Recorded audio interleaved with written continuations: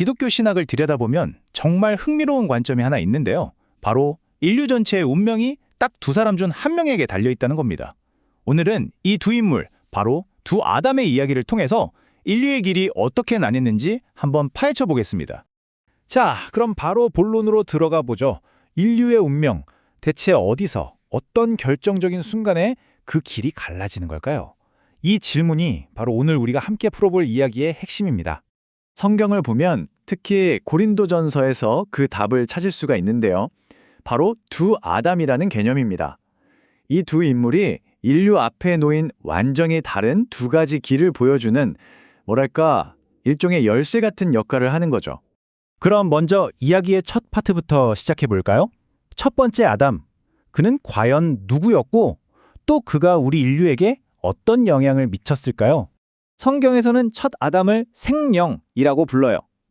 이게 무슨 뜻이냐면 하나님께서 흙으로 사람을 빚으시고 그 코에 생기를 불어넣으시니까 비로소 살아있는 존재가 되었다는 의미예요. 그의 시작, 그의 근원이 바로 땅에 있다는 걸 강조하는 표현이죠. 이 부분을 잘 기억해 두세요. 잠시 후에 나올 이야기와 정말 극명한 대조를 이루게 될 겁니다. 자, 아담의 처음 상태를 한번 보세요.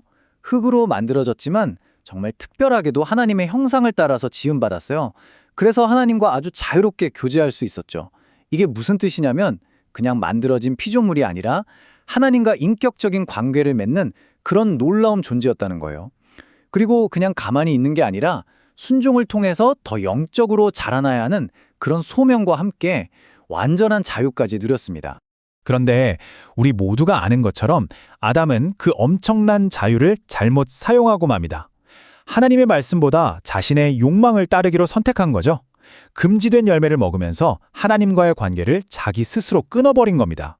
이 성경 구절이 그 결과를 정말 명확하게 보여주죠. 아담 딱 한 사람의 잘못된 선택이 그 뒤에 오는 모든 인류에게 죄와 죽음이라는 무거운 유산을 남기게 된 겁니다.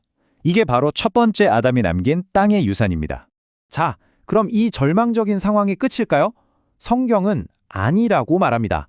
이 문제에 대한 해답으로 마지막 아담, 바로 예수 그리스도를 소개하거든요. 이제 이야기의 두 번째, 희망의 파트로 넘어가 보시죠. 마지막 아담이신 예수님은 살리는 영이라고 불립니다. 첫 아담이 땅에서 와서 살아있는 존재가 된 거라면 예수님은 아예 차원이 달라요. 하늘에서 오셔서 스스로 생명을 주는 능력을 가진 존재라는 거죠. 이게 정말 근본적인 차이점이고 모든 것을 바꾸는 지점입니다. 자, 이 표를 보시면 오늘 내용의 핵심이 한눈에 딱 들어오죠. 보세요. 첫 아담은 땅에서 시작해서 그 결과가 죽음이었어요. 하지만 마지막 아담은 하늘에서 오셨고 그 결과는 생명입니다. 시작점부터 본질 그리고 그 결과까지 모든 게 완전히 정반대인 것을 볼 수 있습니다. 아까 봤던 구절 기억나세요? 그 뒷부분이 바로 이겁니다. 이게 바로 이 이야기의 완성이죠. 첫 아담의 한 번의 죄가 죽음을 가져왔던 것처럼 마지막 아담의 한 번의 의로운 행위, 즉 십자가 사건이 모든 사람에게 생명으로 가는 길을 활짝 열어주었다는 겁니다. 아니 근데 이런 생각이 들 수 있잖아요. 왜 하나님은 이렇게 복잡하게 두 단계로 계획하셨을까? 그냥 처음부터 완벽한 존재를 만드셨으면 됐던 거 아닌가? 그 이유를 한번 살펴보겠습니다. 그렇죠. 많은 사람들이 궁금해하는 지점입니다. 첫 아담이 실패할 걸 미리 아셨을 텐데 왜 굳이 이런 과정을 거치시는 걸까? 이 질문에 대해 원 자료가 어떻게 설명하는지 한번 들어보시죠. 성경은 여기에 대해서 아주 명확하게 순서가 있다고 말해요. 먼저는 육적인 것, 그 다음이 영적인 것. 이게 바로 하나님이 정하신 질서라는 거죠. 그러니까 핵심은 바로 관계에 있는 겁니다. 생각해보세요.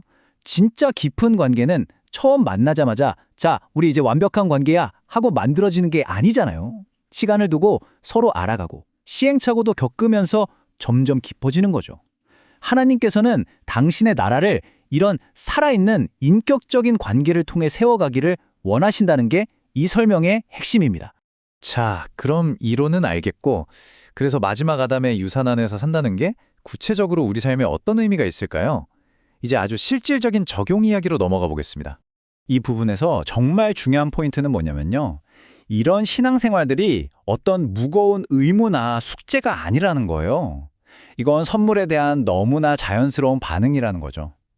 구원이라는 엄청난 선물을 받은 기쁨이 너무 커서 그게 예배나 말씀 읽기, 이웃사랑 같은 행동으로 흘러나온다는 겁니다.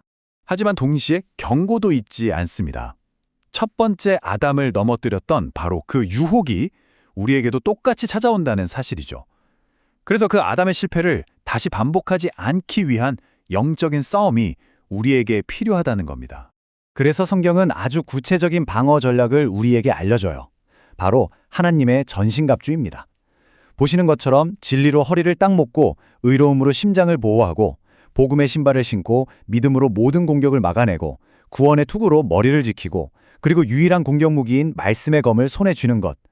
이 6가지로 완전 부장하는 게 바로 첫 아담과는 다른 길을 걷는 구체적인 방법입니다. 그리고 여기서 끝이 아닙니다. 이 새로운 생명이라는 엄청난 선물을 받은 사람은 이걸 혼자만 간직할 수가 없겠죠. 아직 첫 아담이 남긴 지금의 유산 아래서 고통받는 사람들에게 이 생명의 선물을 나누어 주는 것, 바로 증인의 삶으로 우리를 부르십니다. 오늘 우리는 첫 아담과 마지막 아담이 남긴 완전히 다른 두 유산에 대해 살펴봤습니다. 결국 이 이야기는 우리 각자에게 돌아오는 질문인 것 같아요. 당신은 지금 땅에서 시작된 죽음의 유산 위에 서 있습니까? 아니면 하늘로부터 온 생명의 유산 위에 서 있습니까? 한번 깊이 생각해 볼 문제입니다.